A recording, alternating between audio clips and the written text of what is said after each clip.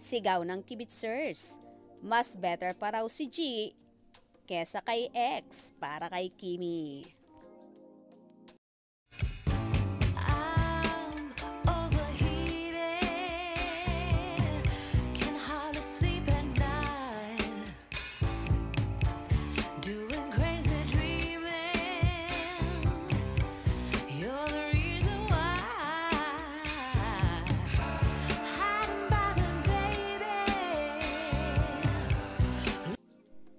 Naging bardagulan sa latest episode ng It's Showtime.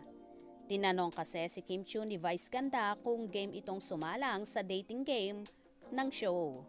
Since single ngayon si Kim Chiu, inuurot itong mag-join sa segment na Especially For You. Naging clamor rin sa kafanihan na magkaroon ng special celebrity edition ang nabanggit na segment.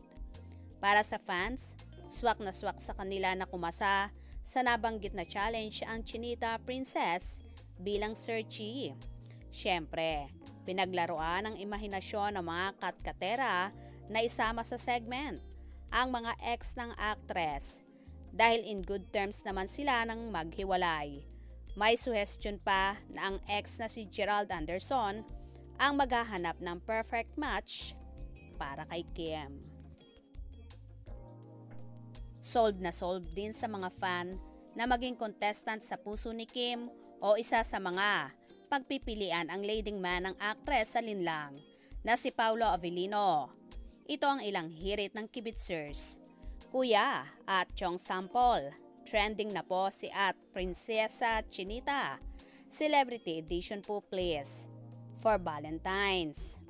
Yung ex, pwede na si Gerald. Ok naman sila ni Kimi.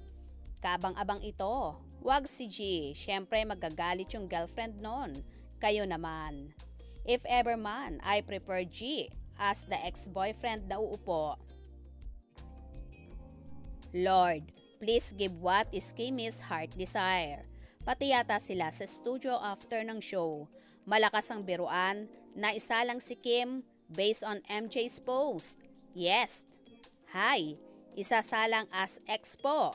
Meaning hindi na niya pipiliin si G. Si Kim ang looking for someone. Tapos, si Pao kasama sa pagpipilian. Ok na po. Same, mas better pa nga si G. No to X. Tila pinapatutsadahan naman ng mga fanay dito si Sian Lim na kung saan siya ang huling ex ni Kimi. At sinasabing mas okay at pabor pa sila kung si Gerald ang uupo kesa daw kay Sian. O diba kahit ang mga fanay ni Kimi ay tila hate na ang dating jowa ng dalaga at ngayon nga ay patuloy namang itinutulak kay Paolo Avellino ang actress. Oops, paano naman kaya si Janine Gutierrez na sinasabing jowa ni Paolo? Anyway, katuwaan lang naman po ito at walang personalan. Kung sakali naman po napapayag si Paolo na isa sa sasalang, maiintindihan naman ito siguro ni Janine dahil ito'y katuwaan lamang. Ano sa palagay nyo? Kaya naman tumutok at wag na wag pahuhuli sa mga maiinit na kaganapan. Anong inyong magiging reaksyon sa bidyong ito? Comment below.